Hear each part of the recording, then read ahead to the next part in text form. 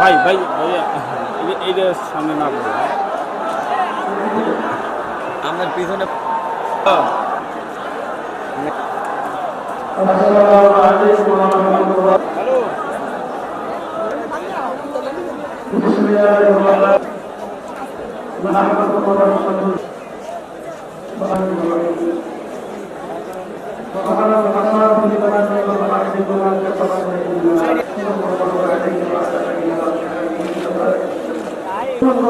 রাষ্ট্র নির্মাণের জন্য দেশের অনুষ্ঠানের প্রধানমন্ত্রী ছিল দেশকে সরিয়ে যাবে হারা 54 বছরের জমা হওয়া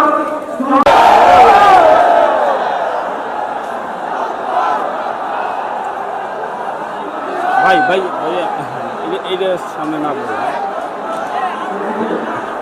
আমার পিছনে বহাইতে ভালো আছে। হ্যালো এই জায়গায়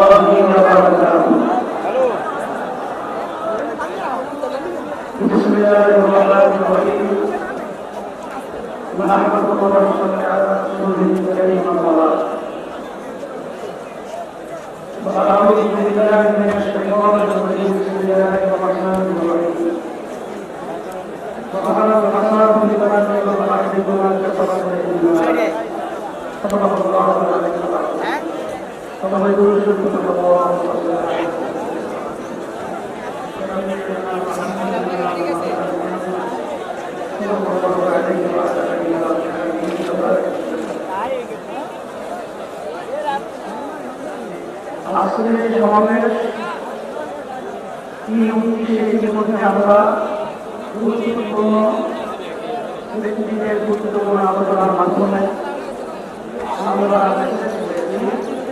সামনে বাংলাদেশকে লক্ষ্যে আমরা গঠন করার দায়িত্ব পালন করব।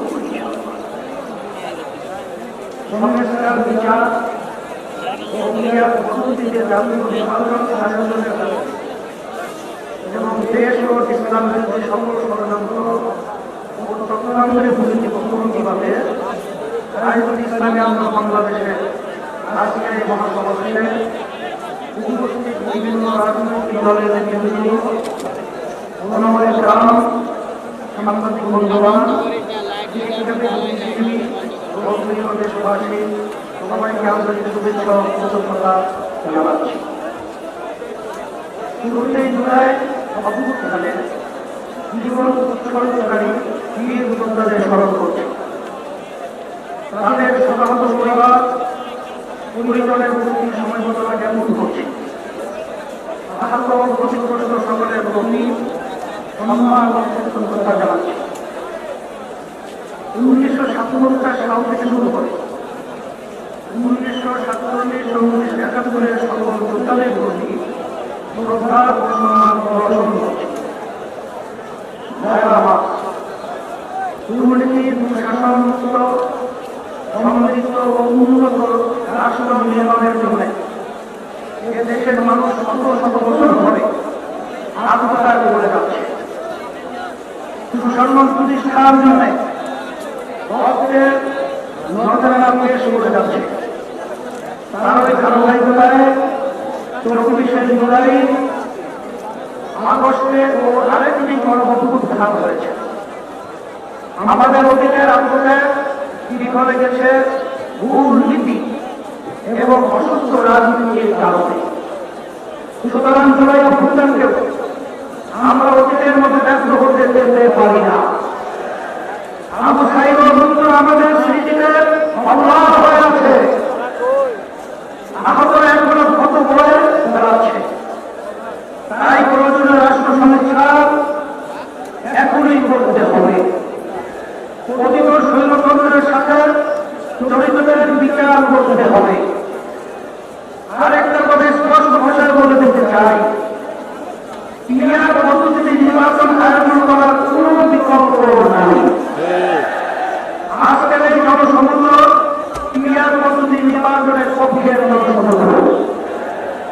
সংগ্রামের দেশবাসী 1972 সালে রচিত সংবিধান ছিল দেশের মানুষের বিশ্বাস ও আকাঙ্ক্ষার বিরোধী।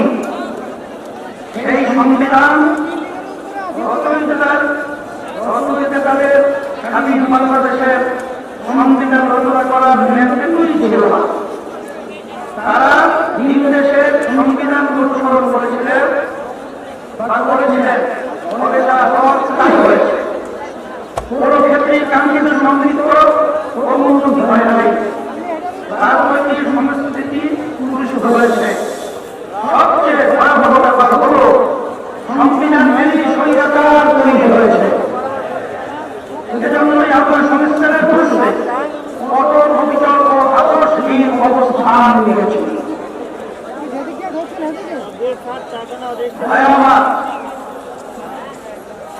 অবস্থানের প্রধান মন্ত্র ছিল দেশকে স্বৈরাচারের হাত থেকে রক্ষা করা, 54 বছরের জমাহরা চুলনকে দূর করা।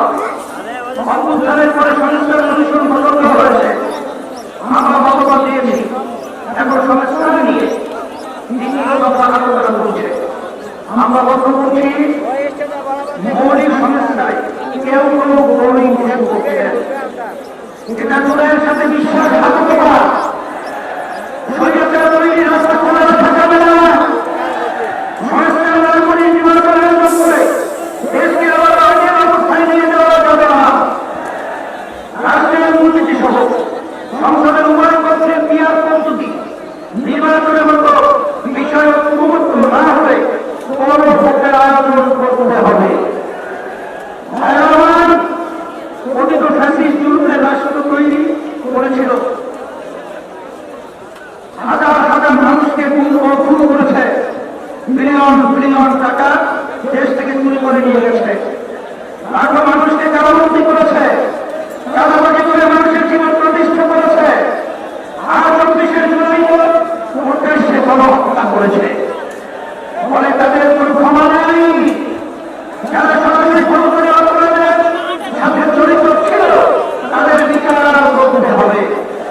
যারা অপরাধের সহায়তা করেছে তাদের বিচার করতে হবে। বিচারের ক্ষেত্রে কিছুটা অগ্রগতি হলেও কথিত সরকারের অধিকাংশ মন্ত্রী, এমপি এবং নেতারা এখনো জেলের বাইরে। অনেকেই দেশের বাইরে থেকে উস্কানি দিয়ে যাচ্ছে। আজকের এই মহাসমাবেশ থেকে ঘোষণা করছি, অবিলম্বের ফ্যাসিবাদের সাথে জড়িত সকলকে শাস্তির আওতায় আনতে হবে। আর একটা কথা বলি, সুপ্রিম কোর্টে বিচারপতি নিয়োগ দিয়ে অতীতের মতোই বাতাসে নানা রকম কথা ভাসছে। আমরা আমাদের প্রস্থান খোলা রেখেছি।